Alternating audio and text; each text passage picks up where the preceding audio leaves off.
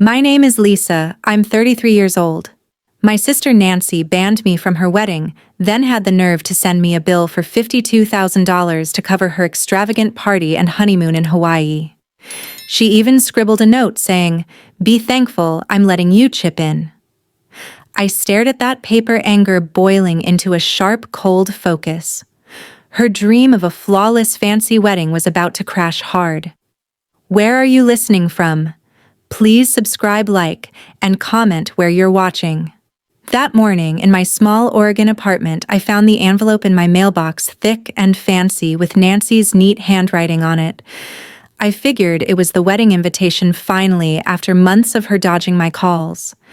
I tore it open, expecting some glossy card with the date, and venue, maybe even a sweet note asking me to be part of her big day like we used to talk about when we were kids. Wrong. No invitation. Instead, a stack of papers spilled out, all crisp and official looking, with a total of $52,000 staring me in the face. My eyes scanned the breakdown: $30,000 for a vineyard estate rental outside Portland, complete with rose gardens and marble floors. $15,000 for gourmet catering, think imported cheeses and salmon flown in from Alaska. $7,000 for a honeymoon suite in Maui with an oceanfront view. And at the bottom, Nancy's handwritten note in her perfect cursive: "Lisa, after all the trouble you've caused, consider this your chance to contribute. Albert and I expect the check soon." Trouble. She meant the fight we had last year when she screamed I was dragging the family down with my small-town job as a graphic designer, never mind that I'd been there for her through everything. I set the note down, my breath catching as I reread it. The nerve of her acting like I owed her for existing. There was a photo on my shelf, me and Nancy as kids, arms around each other at a county fair, her laughing with cotton candy stuck to her face. How did that girl turn into this woman demanding my money while cutting me out of her life because I didn't match her shiny new image? Shock hit me first, a tight knot in my chest, but I didn't crumple the note. I smoothed it out, laying it flat on the table. No way was I letting this slide. I stood up, pacing my living room, the sting of betrayal burning deep. Nancy thought she could erase me from her world while raiding my savings. The money I'd scraped together working late nights, taking freelance gigs after Mom and Dad's divorce left us all stretched thin. She called me once after their split in 2018, voice cold: "Lisa, you should have stepped up more for Mom." Like I hadn't been the one helping Sandra with bills while Nancy was off building her perfect life with Albert. I stopped by the window, staring out at the gray Oregon sky, my mind racing.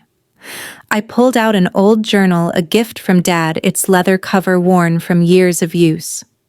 It grounded me, a reminder of family ties that should have meant something. But Nancy had cut those ties. Hadn't she, banning me because Albert's tech bro friends would side-eye a nobody like me at their fancy wedding? I folded the bill carefully, tucking it into the journal, a bitter smile creeping onto my face. That hurt was turning into something else: resolve. A spark lit inside me, a plan starting to take shape. I looked at the bill again, those numbers taunting me. $52,000. The anger cooled into something clearer, sharper. If Nancy thought she could guilt me into paying for her show-off wedding, she was dead wrong. Confronting her straight up would just get me her usual eye roll and dismissal. No, I needed to be smarter, find out what they were really planning. My laptop was on the coffee table, a little scratched but ready. Time to dig into their perfect little world. I grabbed the photo of us as kids, holding it for a moment. Nancy's grin in that old picture was so different, open, real, not the smug smile she wore now in her Instagram posts. I remembered us at the fair, Dad hoisting us onto his shoulders, while Mom laughed, snapping pictures. We were tight back then, before money and status got in the way. But after the divorce, Nancy changed. She was 28, already climbing the corporate ladder in marketing, and she started acting like I was beneath her. "Lisa, you're wasting your potential," she'd said in 2019, her voice dripping with pity. "You could have been something if you'd tried harder." I'd bitten my tongue, not wanting to remind her how I'd dropped my art school dreams to help Mom when Dad moved out. Last Thanksgiving was the final straw. I'd shown up at their sleek Portland condo with a homemade pie like Mom used to make. Albert barely looked up from his laptop, muttering something about carbs. Nancy smirked and said, "Lisa, we're doing keto now. And honestly, just showing up like this, it's kind of awkward." I left early the drive home, a blur of rain and headlights, feeling like I didn't belong in their polished world. Now this bill, it was a slap in the face, demanding I fund their big day while they pushed me out. My fists clenched as I stood there, the anger growing into a steady fire. How dare Nancy treat me like a burden, then expect me to be grateful for the privilege of paying? I wasn't some doormat anymore. I'd supported her through her drama, her breakups, her big career moves, and now she and Albert, with his flashy car and influencer vibes, thought they could use me. No, this betrayal wasn't going unanswered. I made a silent vow, fierce and clear, to turn their perfect wedding into a lesson they'd never forget. Rain started tapping the window, matching the storm building inside me. I grabbed my laptop, flipped it open, and got to work. Their dream day was about to unravel, and I was just getting started. That bill for $52,000 sat on my coffee table, mocking me every time I walked by. Nancy thought she could just demand my money and expect me to stay quiet like I was some forgotten piece of her past she could still use. No way. I wasn't going to let her walk all over me. I grabbed my laptop again, the screen lighting up as I started digging into her perfect little world. But before I could even open a browser, memories of us flooded in uninvited, pulling me back to when things weren't so broken. Back when Nancy and I were a team before she decided I was too small time for her big life. Growing up in our little Oregon town, Nancy and I were close, sharing secrets under the covers at night, giggling over dumb stuff like who'd get the last pancake at breakfast. Liam and Sandra, our parents, were always there, Dad teaching us to ride bikes down the gravel road, Mom baking her famous apple pies for the county fair. We'd spend summers at the coast, splashing in the cold Pacific waves, Nancy daring me to dive under the biggest ones. She was fearless back then, always leading the way, and I looked up to her. But when Mom and Dad split in 2018, everything changed. Nancy was 30, already making waves in her marketing job in Portland, while I was 26, juggling freelance design gigs to help Mom with rent. Nancy called me one night, her voice sharp over the phone. "Lisa, you're stuck in that dead-end town. You need to aim higher."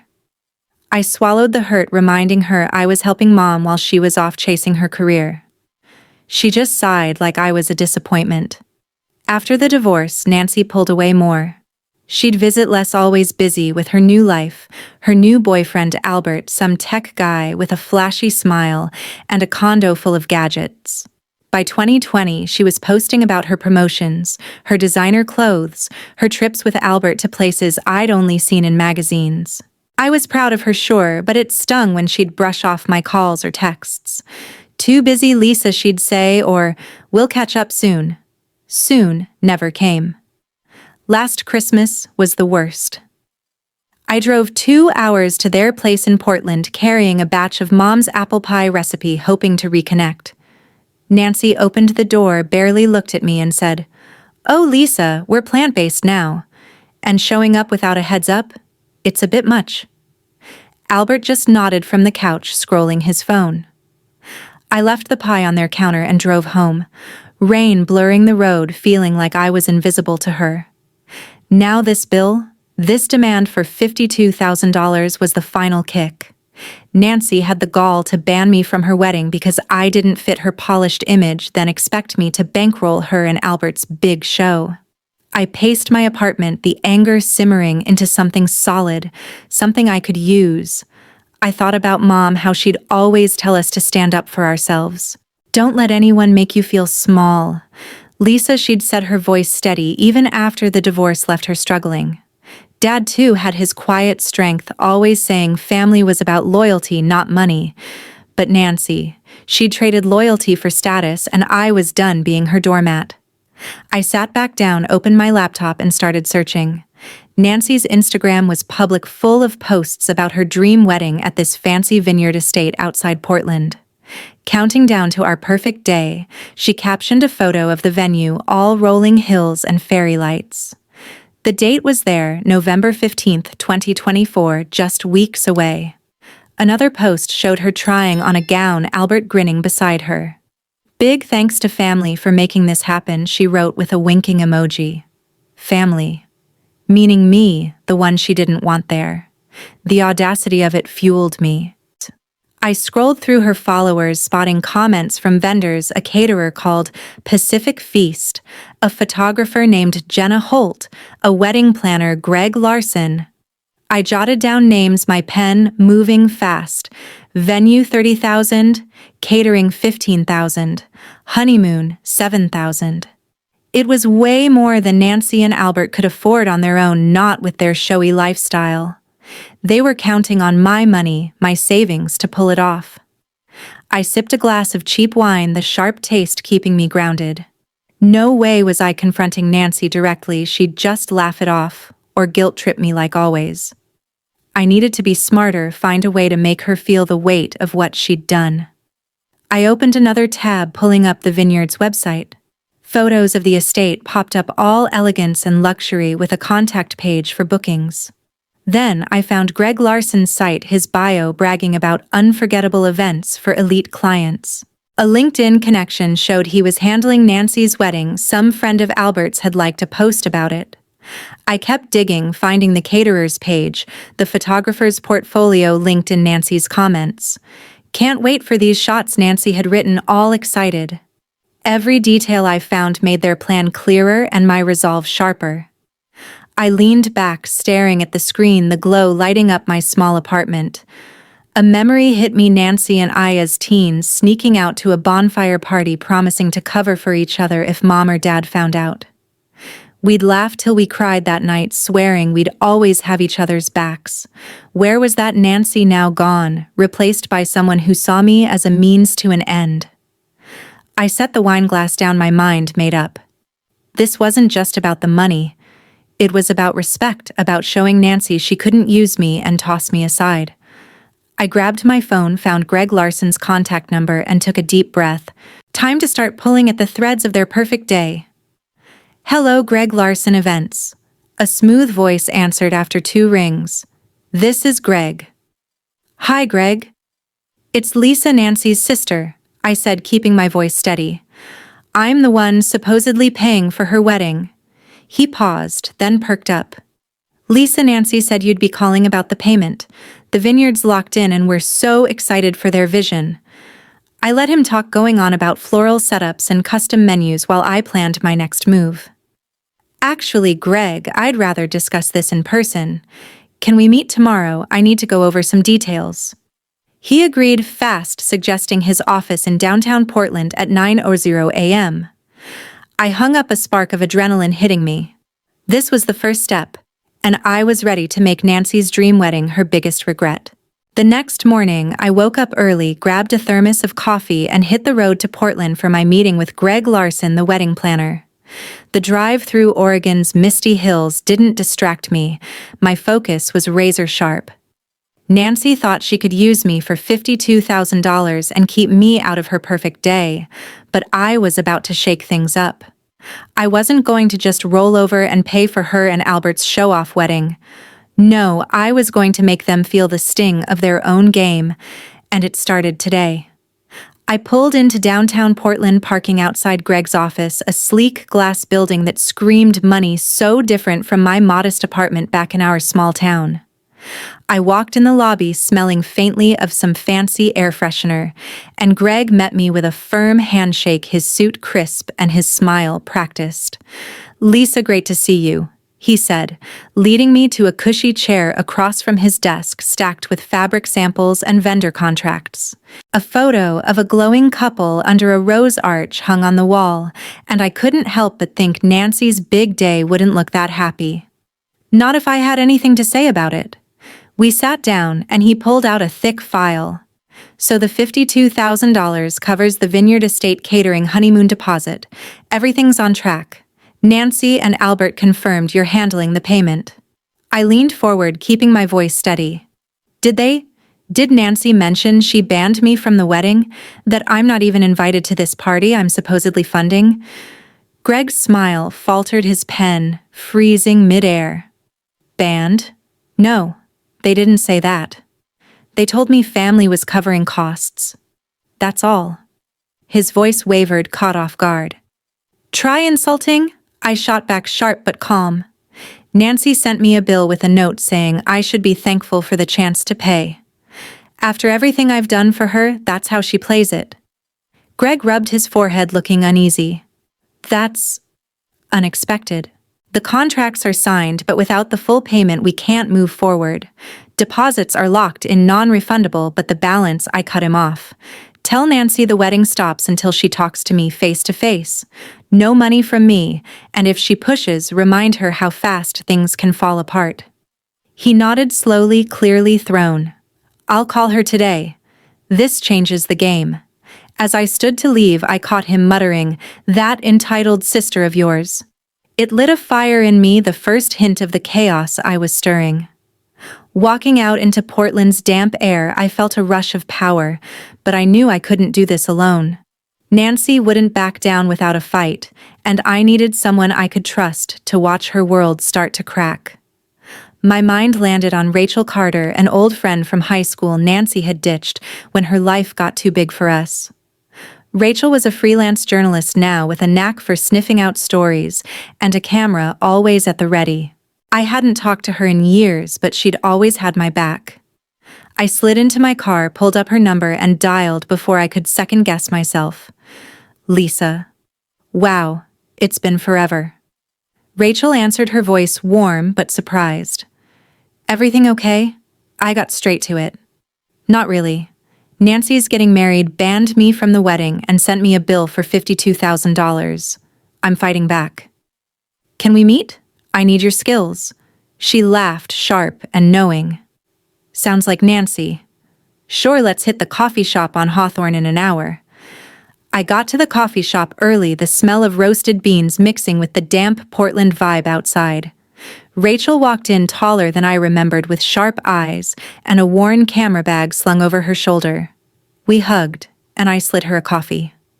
Nancy banned me from her wedding but expects me to pay for it, I said, laying it out. I'm not doing it. I'm hitting back, and I need help. Rachel's face tightened, her old grudge against Nancy clear. She ghosted me after high school, acted like I was nobody when she got her fancy job. Typical. What's the plan? I leaned in. I'm starting with the planner, Greg. Shook him up today. Now I need eyes on the wedding photos, videos, anything to show their mess falling apart. Rachel grinned, sipping her coffee. I'm in. I can stake out the vineyard, catch any drama. Nancy's always been about image. Let's mess with it.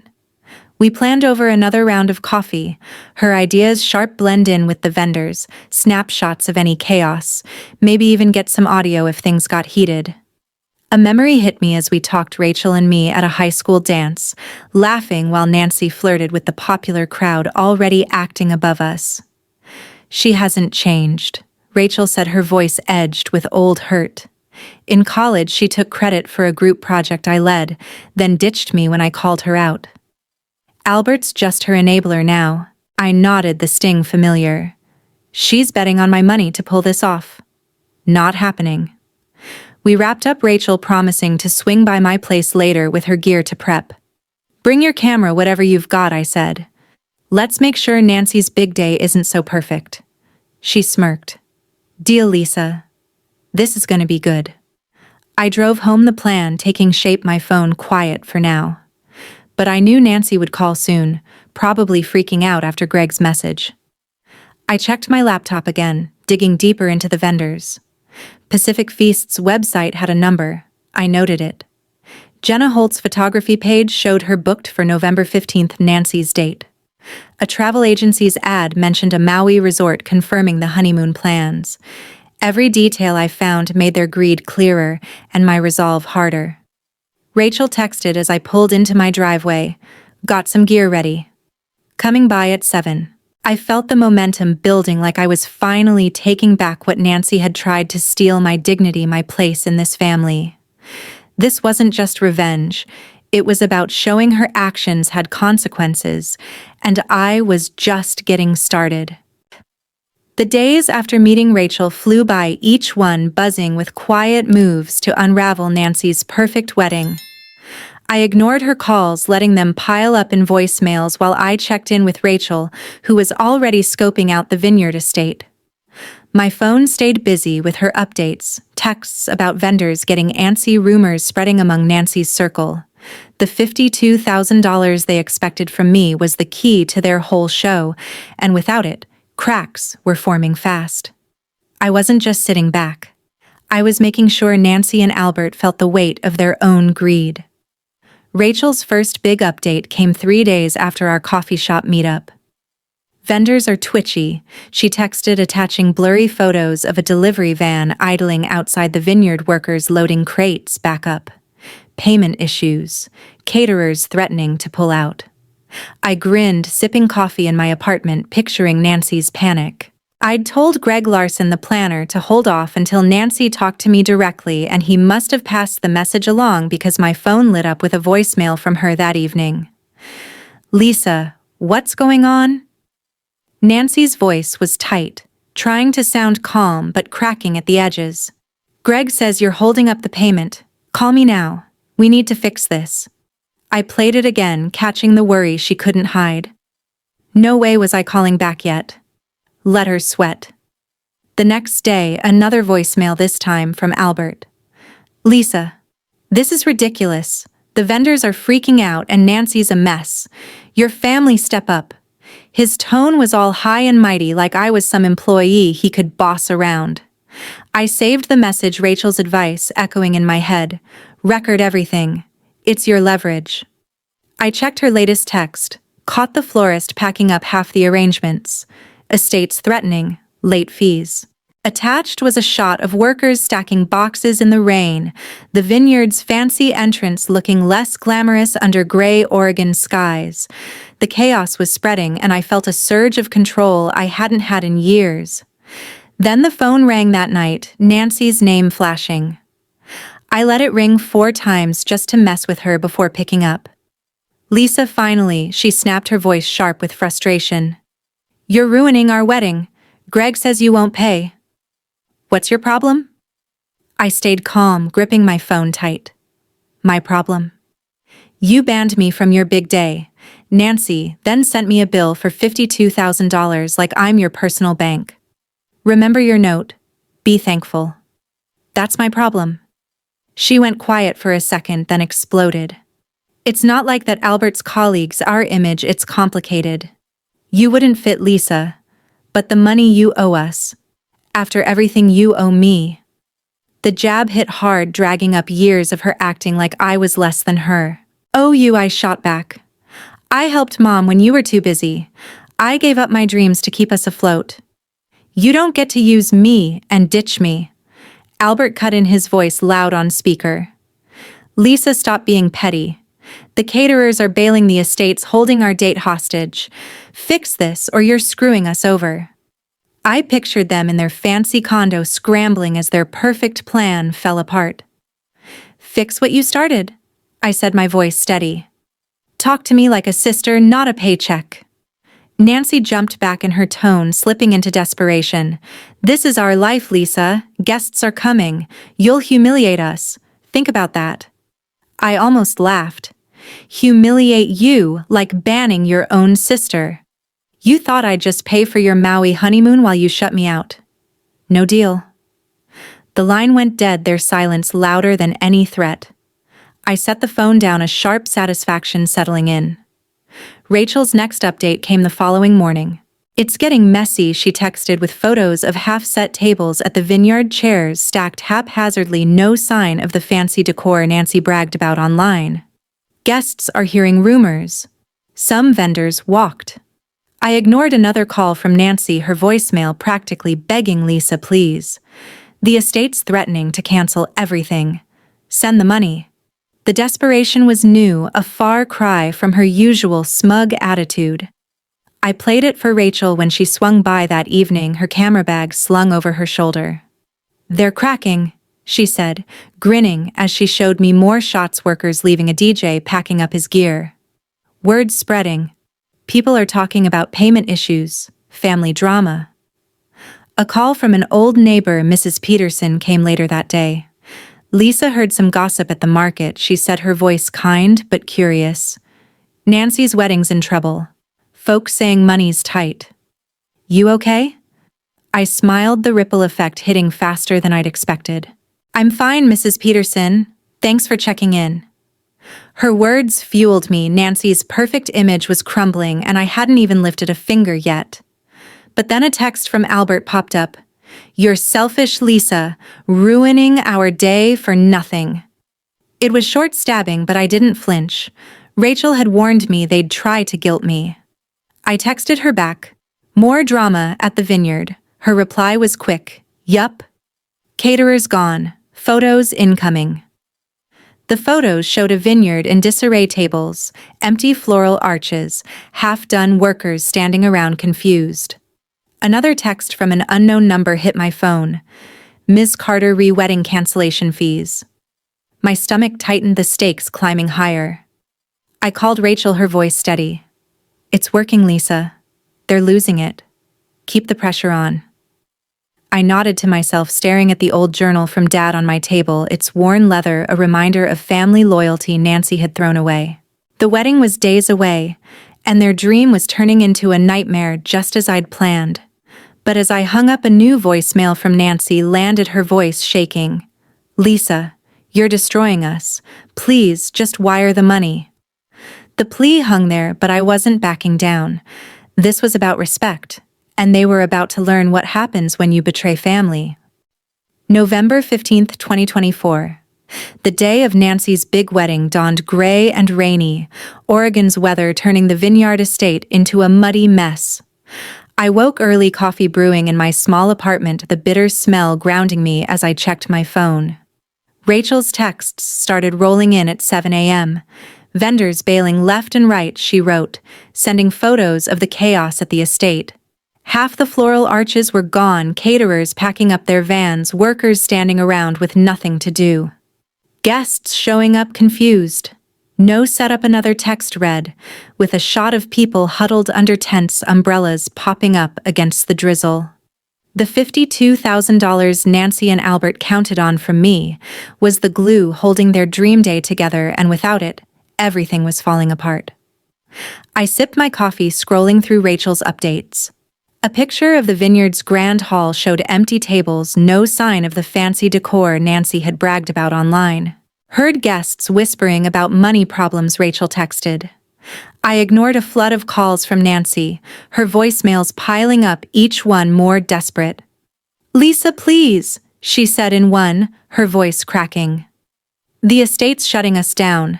Send the money now." Another from Albert, sharp and angry. "You're ruining our lives, Lisa. Fix this." I played them back, their panic fueling me. This wasn't just a wedding falling apart. It was the consequence of their greed, and I was watching it unfold from miles away. By noon, Rachel sent more photos, guests milling around, some already leaving their fancy outfits out of place in the soggy chaos. "No food, no music," she wrote. "People are calling it a disaster." I paced my apartment, a quiet satisfaction growing. But then a loud knock hit my door, heavy and urgent through the steady rain. I looked through the peephole, Nancy and Albert, soaked to the bone, standing on my porch, in mismatched coats thrown over pajamas, their faces pale and drawn. I opened the door, a crack, rain spraying in. "What do you want?" I asked, my voice flat. Nancy pushed forward, water dripping onto my floor. "Lisa, let us in. The wedding's a mess. Vendors left, guests are gone. It's a joke now." Albert stood behind her, his usual smug look replaced by something raw. "Wire the money, Lisa," he said, his voice low. "We can still save this." I stepped aside, letting them in, their wet shoes squeaking on my hardwood. They stood in my living room, looking out of place against my simple furniture. "Save it," I said, crossing my arms. After you banned me and sent a bill for $52,000, you thought I'd just pay for your party while you shut me out. Nancy ran a hand through her wet hair, her voice breaking. It was a mistake, okay, Albert's friends, the vibe, it was their idea. But now it's all ruined. Help us, Lisa, for old times' sake. I almost faltered, a flash of us as kids hitting me. Nancy teaching me to braid my hair, promising we'd always stick together. But then I remembered her words after Mom and Dad's divorce, blaming me for not doing more, acting like I was holding her back. Old times, I said, steady. Like when you said I was dragging the family down, or when you ignored me unless you needed something. You don't get to play the sister card now. Albert stepped forward, his tone sharp. Lisa, your family. This is your fault. Guests are laughing at us. The vendors are threatening lawsuits. Just send the money. I looked at him, his fancy watch glinting even in his soaked state, and shook my head. Family doesn't ban family, Albert. You wanted a perfect image, not me. Now you're paying the price. Nancy's eyes welled up, her makeup smudged. We're losing everything, the deposits, the honeymoon. Please, Lisa, think of us. I stayed firm. Think of you. Did you think of me when you sent that bill? When you decided I wasn't good enough for your big day? No. This is what happens when you use people. Nancy's voice rose desperate. Lisa, I'm sorry. Okay, I messed up. Just help us. Her apology hung there raw but too late. I opened the door, rain roaring outside. Learn from this, Nancy. Greed has consequences. They hesitated, Albert muttering something under his breath, but they left their footsteps fading into the storm. I shut the door, the quiet settling around me, a weight lifting off my chest. The next few days were a blur of calls from curious neighbors, all buzzing about the wedding's collapse. Mrs. Peterson called, her voice warm. Lisa, everyone's talking. Nancy's big day tanked. You okay? I smiled, thanking her, the support meaning more than I'd expected. Rachel texted a final update. Total meltdown. Estate kept some deposits, but vendors walked. Nancy's reps shot. I called her, the line crackling with her excitement. Lisa, you pulled it off. Photos show empty tents, guests bailing. Got me some freelance gigs from the buzz. I laughed, glancing at an old photo of me and Nancy on my shelf, the memory bittersweet, but not overwhelming. Thanks, Rachel. Feels good to stand up for myself. A week later, Mrs. Peterson emailed, inspired by the gossip. Lisa, your fight reminded me to value real family. Coffee soon, it warmed me. New connections blooming from the mess. I sat back, sipping coffee, and muttered to myself, to standing up for what's right. My apartment felt fuller, not with stuff but with a sense of worth I'd reclaimed. Nancy's lesson was harsh, but maybe her regret that faint. I'm sorry, and her voice planted a seed. As the rain cleared and sunlight broke through, I stepped outside, ready for whatever came next, knowing I'd fought for my place, and won. If you like this story, please like, subscribe, and share your thoughts in the comments. To hear the next story, check the box on the left. Thanks for listening.